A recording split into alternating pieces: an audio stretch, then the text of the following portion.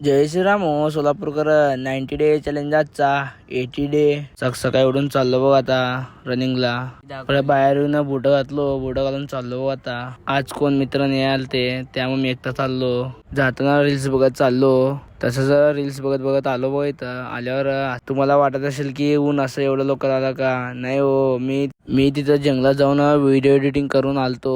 आल्यावर पहिलं रनिंग चालू केलो. रनिंग करून आता रोजचं सारखं पहिलं तर सुमो स्क्वॉड मारलो. आज नवीन करू म्हणून सुमो स्क्वॉड मारल्यावर रोजच्यासारखं पुशअप्स आणि जोर मारलो बघा. जोर मारून जातो आता घरी. चाललो बघा आता घरी गेल्यावर भेटूया.